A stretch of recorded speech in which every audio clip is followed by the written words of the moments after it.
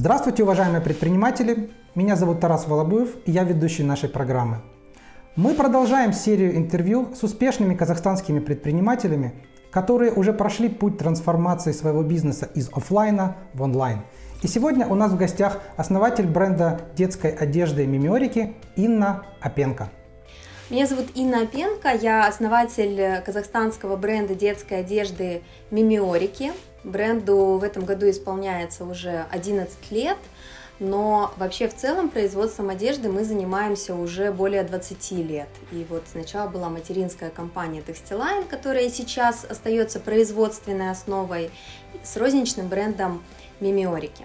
Инна, а расскажите подробнее про ваш бренд, про географию продаж, как вы развивались и что вы продаете? Мимиорики на сегодняшний день это 12 офлайн магазинов в крупнейших городах страны. Причем мы так развивались, когда мы для себя приняли решение о том, что магазинами в Алмате и в Астане, в Нур-Султане мы управляем сами, а региональные наши магазины, они управляются партнерами по франшизе, это наши франчайзи. Такой был изначальный план действий. Это фирменная сеть, и вот как раз во время карантина, во время начала карантина мы чуть выросли в части развития оптовой сети, потому что раньше мы практически вообще не работали с оптовиками, даже в тех городах, где не было фирменных магазинов. А во время карантина мы приняли для себя решение, что мы очень активно идем в опт, и на сегодняшний день порядка 70 региональных оптовиков тоже продают Мимиорики. Если говорить вообще в целом о бренде, то Мимиорики это одежда для детей от 0 до 12 лет, и наш основной костяк он для дошкольников, это 0-6-7 лет. А в категории от 7 до 12 мы работаем с двумя направлениями. Это направление спортивной одежды, Sport.kz, и направление школьной одежды, которая тоже очень востребована у нас была всегда. И этот год, к сожалению, исключение, потому что школьную форму отменили, к сожалению, для нас. Одежда уже давно и очень успешно продается в онлайне. Какие тренды актуальны для этого сегмента сейчас? Что происходит в мире торговли одеждой онлайн в настоящее время в Казахстане и в разных странах мира? Я бы разделила сейчас тренды на долгосрочные тренды, которые мы наблюдаем последние уже несколько лет, и краткосрочные тренды, которые такие тренды, которые появились во время пандемии. Вот если говорить о долгосрочном тренде в фэшн-ритейле, то, безусловно, это очень активный переход в онлайн, и уже порядка, наверное, 5-7 лет мы видим этот тренд, который идет со Штатов, и в Штатах уже порядка 40% одежды продается через онлайн-каналы, это почти половина, и это очень много для онлайна. И мы последние годы мы так с ужасом слышали о том, что активно закрываются не просто офлайн магазины брендов, а целые торговые центры, целые молы становятся невостребованными для потребителя, потому что Amazon и так далее обогнал и занял эту нишу. Из Штатов этот, с некоторым уменьшением этот тренд кочует в Европу, и в Европе уже где-то порядка 3-4 лет назад доля продаж одежды в онлайне, она была порядка 20%, в России это не более 5%, и в Казахстане до карантинный тренд по продажам одежды не более 3% от общего объема рынка. И мы, наблюдали за этим большим трендом и понимали, что, рано или поздно это тенденция, которая обходит всех и рано или поздно приходит к нам. И мы для себя понимали, что, конечно, важно за этим наблюдать, и рано или поздно мы тоже станем частью этого процесса. Но пока эта доля всего 3%, понятно, что те усилия, которые совершались до карантина в пользу онлайн, они были какими-то совсем незначительными. То есть мы больше это делали проактивно, чтобы вот в тот момент, когда мы увидим, что в Казахстане это тоже становится must-have, да, чтобы мы, ну, не с нуля начинали, чтобы у нас уже была какая-то база и платформа. Это вот если говорить, ну, о таком масштабном глобальном тренде в планетарном фэшн-ритейле.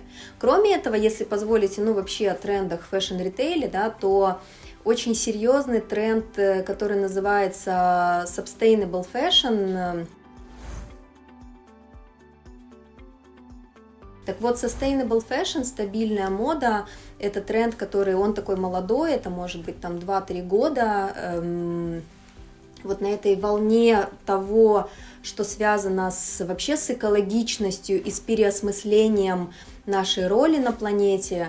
Sustainable fashion это про то, что лучше меньше да качественнее, да, то есть я лучше куплю одну куртку там на несколько лет, на несколько сезонов вперед, но она будет качественная, добротная, и это не та вещь, которую я выброшу после первой стирки.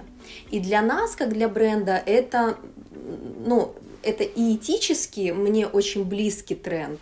Ну вот с точки зрения какой-то вот такого ментального ощущения, да, я тоже так чувствую.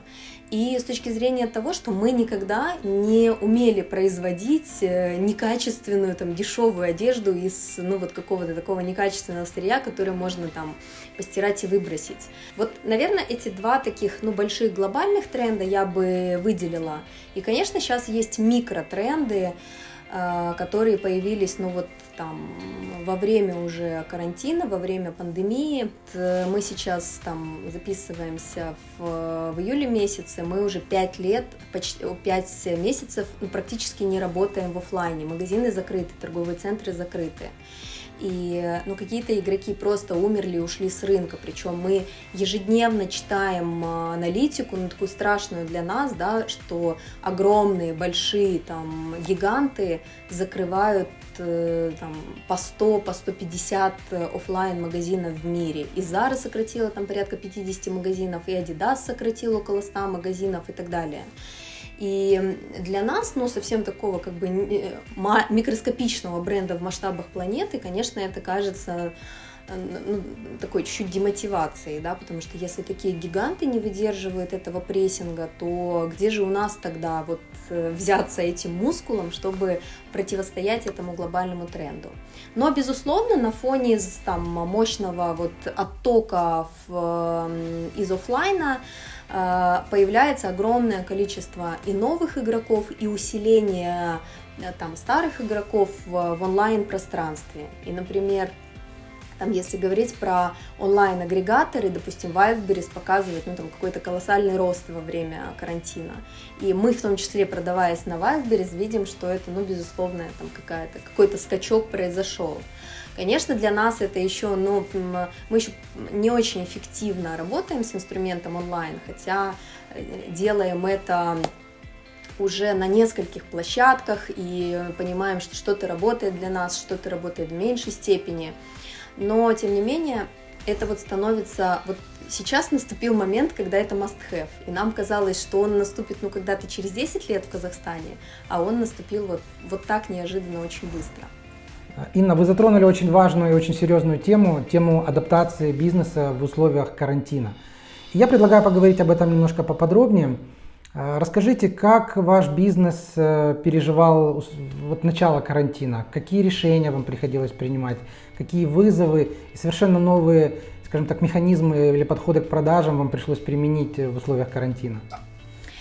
Вы знаете, ну, конечно, это было для нас, так же, как и для всех остальных предпринимателей и бизнесменов, это была очень неожиданная история, и я помню там эти несколько дней, когда вообще было непонятно, то есть президент объявил о том, что торговые центры закрываются, местные власти, акиматы говорили, что нет, пока работаем, вот в таком непонятном режиме мы существовали, ну, практически неделю, когда нет, работаем, нет, не работаем, нет, вот вы вышли, а теперь возвращайтесь назад, и это...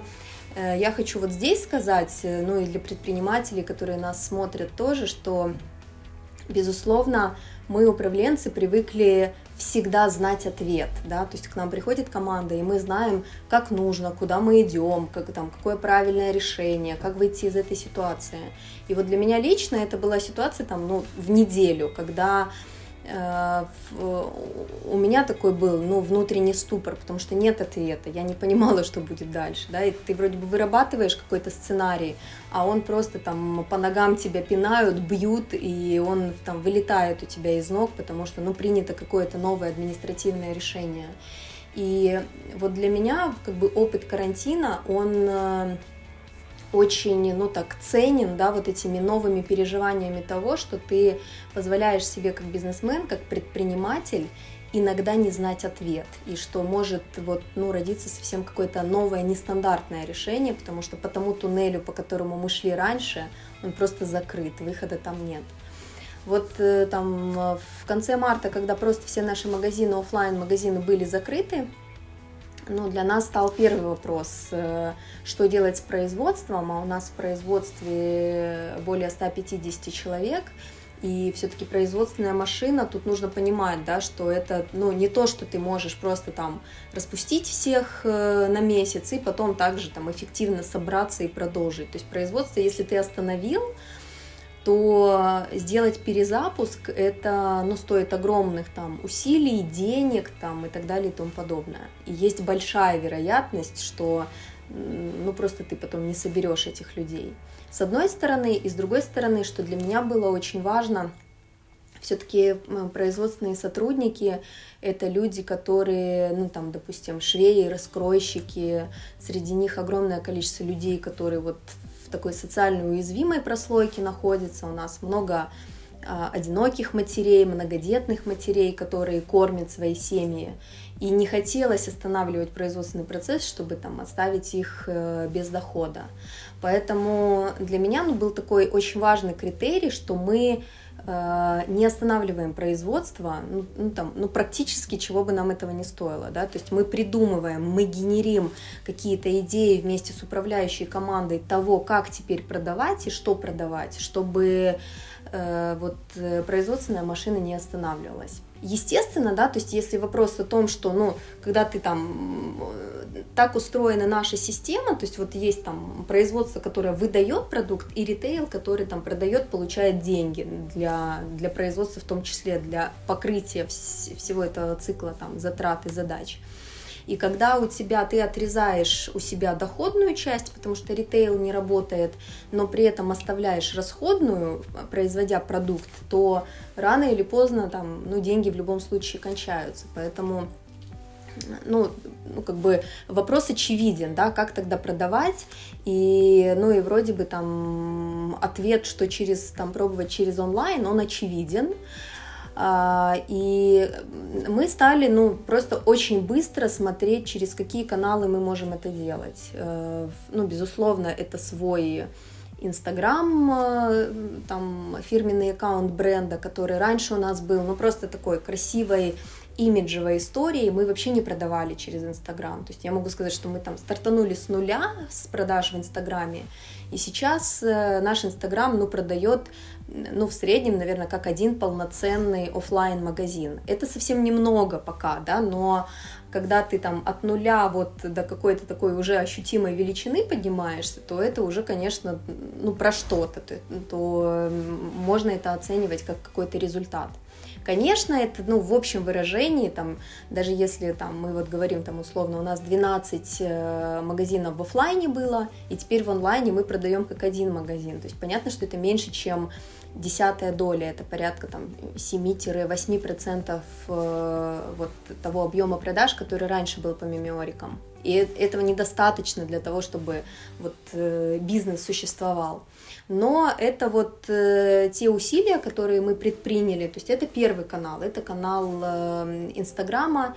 И вот забегая чуть вперед, я хочу сказать, что он оказался для нас, ну, самым эффективным вот из того, что мы попробовали.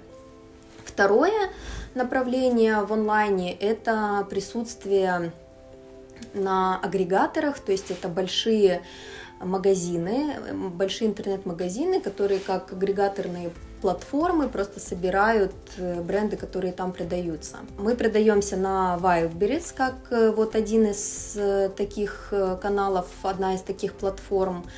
И с моей точки зрения, это очень эффективный канал, и мы должны, то есть мы для себя понимаем, что вот туда нужно инвестировать, и там нужно активнее быть представленными. Что вот я для себя отметила, ну там, почему, например, плюсы и минусы, скажем так, Wildberries, да? Из плюсов это, ну, огромная представленность. Wildberries — это российская площадка, которая продается в большинстве своем, конечно, на российском рынке, в Казахстане, в Белоруссии. То есть это огромное покрытие рынка.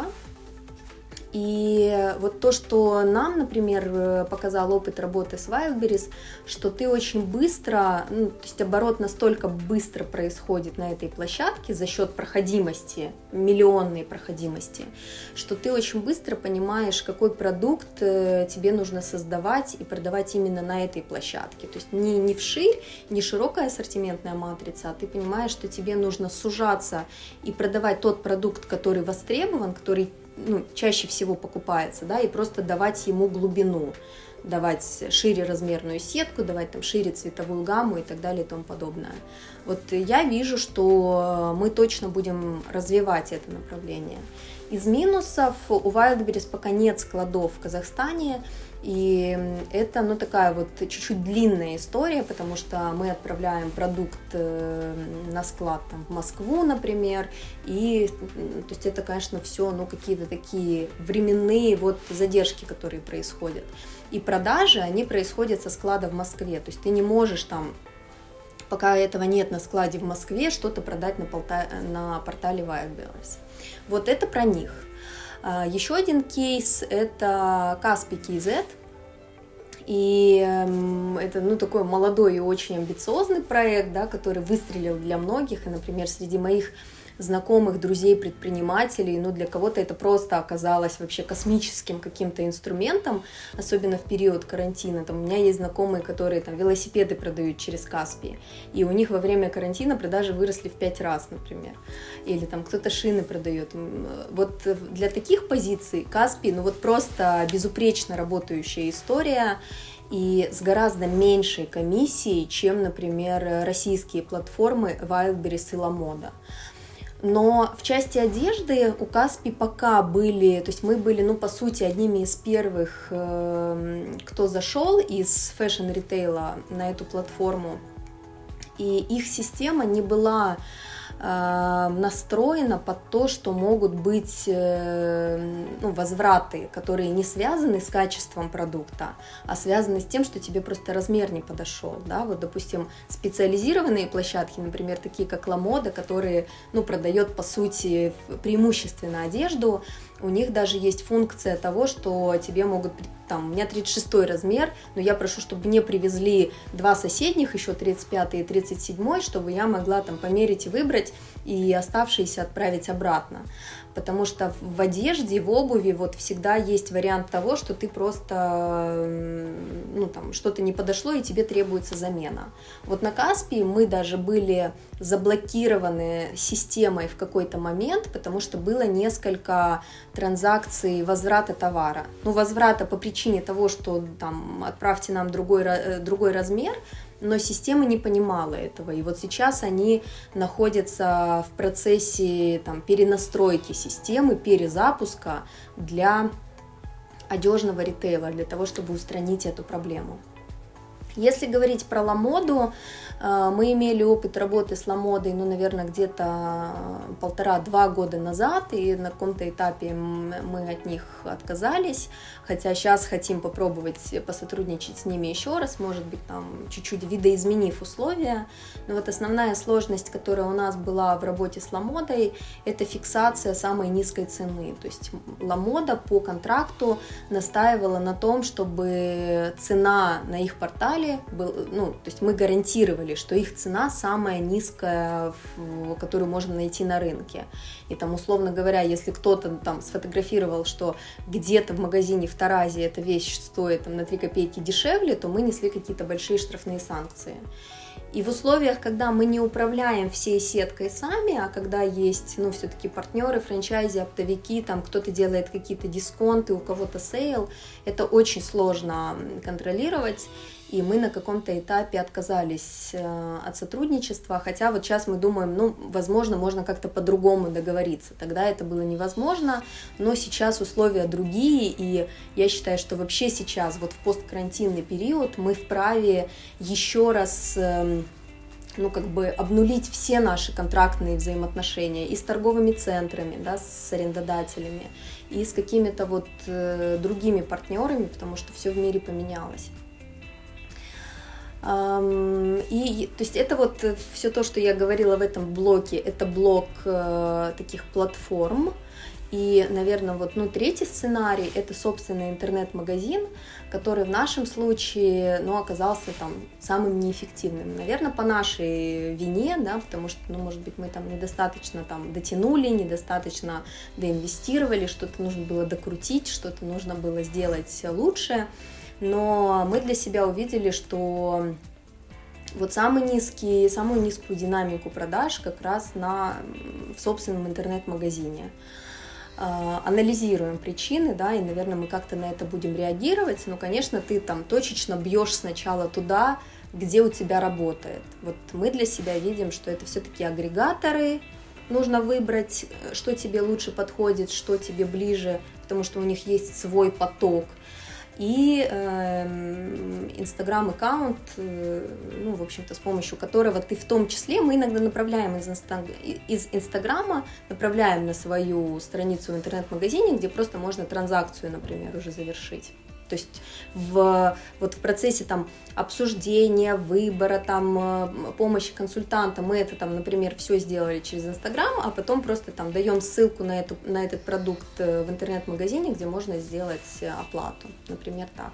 Инна, а расскажите, пожалуйста, как организован процесс доставки и оплаты товаров в вашем интернет-магазине? Если говорить про доставку, когда мы говорим про онлайн-продажи, то тут тоже есть несколько, ну, таких наших кейсовых опытов. Например, когда мы работали с Ламодой, то у Ламоды есть, ну, такие две функции, которые она предоставляет. С одной стороны, она предоставляет marketplace, то есть это твое физическое присутствие, как если бы ты поставил там свой кронштейн с одеждой в чей-то магазин. То есть это присутствие в этом онлайн-пространстве. И второй их сервис – это их курьерская доставка. И это сервисы, которые оплачиваются, ну, вот, двумя разными транзакциями. Также, например, работает Wildberries.